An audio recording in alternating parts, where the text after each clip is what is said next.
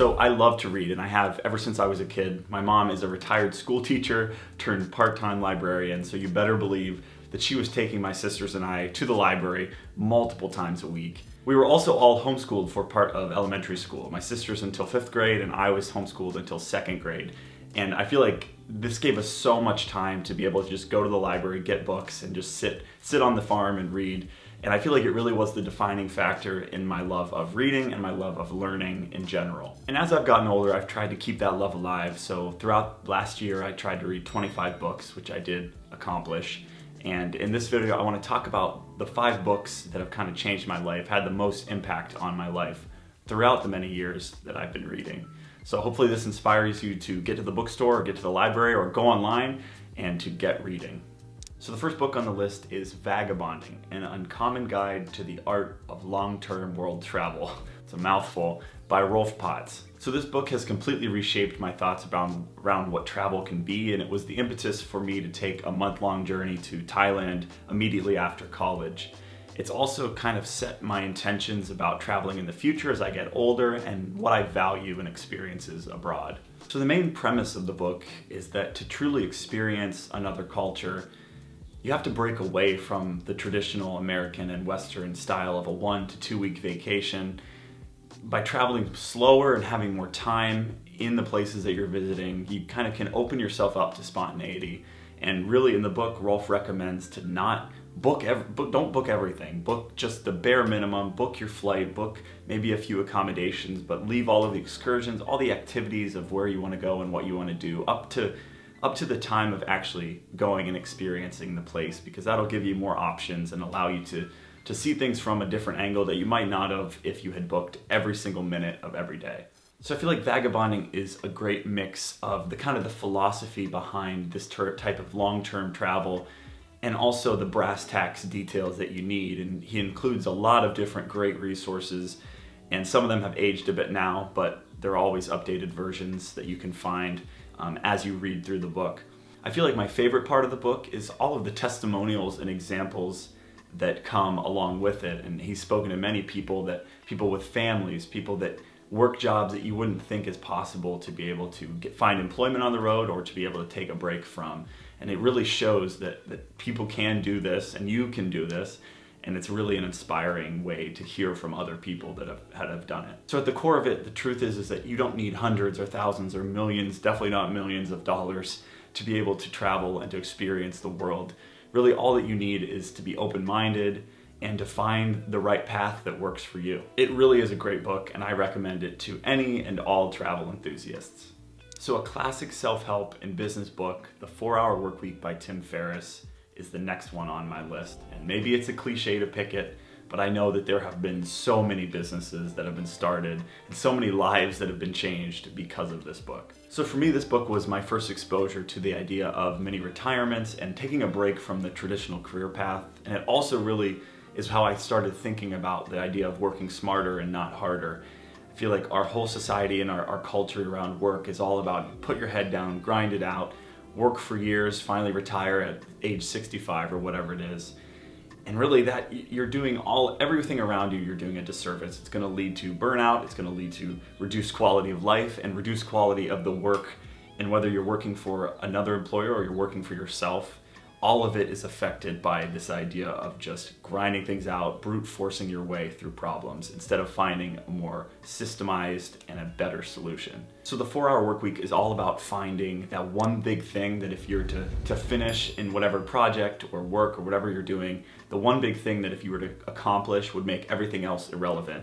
And really it focuses on the 80-20 principle, Pareto's principle. So the Pareto principle is a concept that specifies that 80% of consequences come from 20% of causes, asserting an unequal relationship between inputs and outputs. So this principle can be applied to much more than business. It can be applied in many areas of your life. And once you implement it, it's really amazing how much of an impact it can have. And we humans, our human brain, we always think that more is better. But this rule shows that that's often not the case and will often have the opposite effect. I also learned throughout the 4-Hour Workweek about Parkinson's law, which is the idea that a task will fill or it will shrink in relation to the amount of time that you allot for it. This has been the most powerful thing that I think I've ever learned, and it really was in undergrad, it was what led me to graduate a semester early and to really fill my schedule and be like, I know I can get through these tasks and get up really early, finish what I need to get done, and then enjoy myself later on. So book number 3 is my number 1 pick on personal finance, The Simple Path to Wealth by J.L. Collins. Saving and investing should be simple, and anyone that's trying to tell you different from that is most likely just trying to make money from you. And it's super sexy and it's cool to think about being able to try and find the perfect stock pick or the perfect investment, and kind of the FOMO and the fear of missing out leads to more of this and makes you want to jump in. But really, it's all an illusion, and most people don't want to spend that much time managing their finances or their investments each month.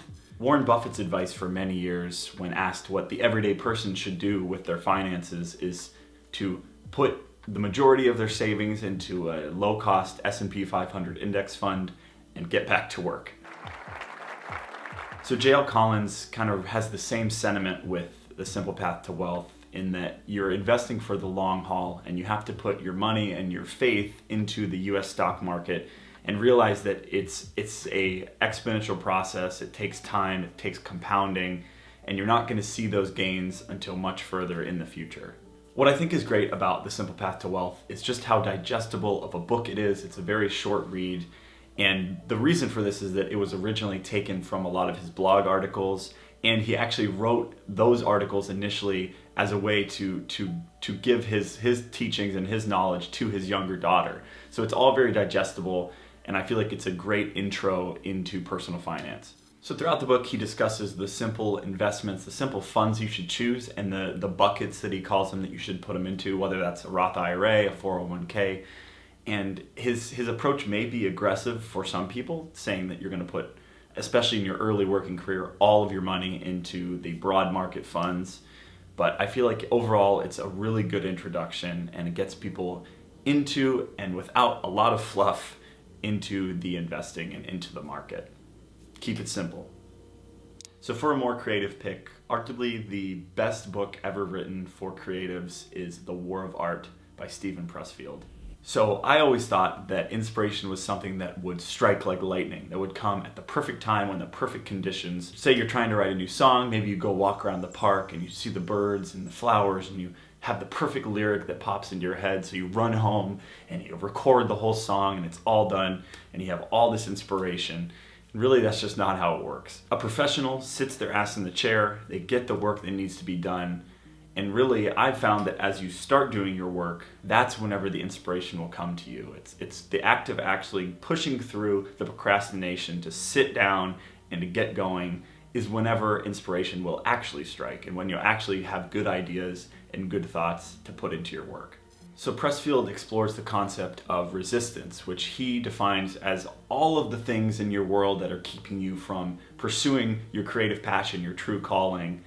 And really at its core, resistance is procrastination. If you find yourself asking yourself and your friends, am I really a writer? Am I really an artist? Chances are you are. The counterfeit innovator is wildly self-confident. The real one is scared to death. So as someone who constantly doubts myself and is always unsure of my ability, I feel like this is one of my favorite quotes from the book. So make fun of him and his larger-than-life aggressive attitude all that you want. When it comes to motivation, I feel like David Goggins is an absolute powerhouse.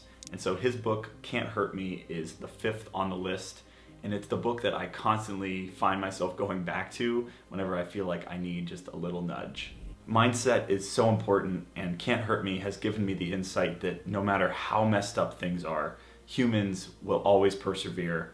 And all of the trials and tribulations that David goes through throughout the book and throughout his life really are a testament to that. So I ran my very first marathon in October of 2021, and I was reading this book at the time, and I feel like it really is what allowed me to push through the days that were darkest, where I felt like I couldn't go on, where I felt like I couldn't run another mile, and really got me through, even on race day, some of the ideas that were in that book. So Can't Hurt Me is all about unlocking the mental barriers in your mind that are holding you back in life. And really it extends past the physical. It's not just about the running, it's not just about the working out, but it's that if you can master your mind, everything else will follow suit. So those are the 5 books that I always find myself rereading and that have really had the most impact on my life. And I definitely lean more on the side of nonfiction. I do read fiction as well. I often read fiction before bed to help me fall asleep. And maybe I'll do another video where I talk about my favorite fiction and novels. So if you've read any of my picks, or if you have any thoughts, or if you plan to read them in the future, be sure to leave a comment down below. I'll leave the links to the books all in the description. And if you enjoyed the video, hit like and subscribe. It helps out the channel, and I greatly appreciate it. Thanks so much for watching. Take care.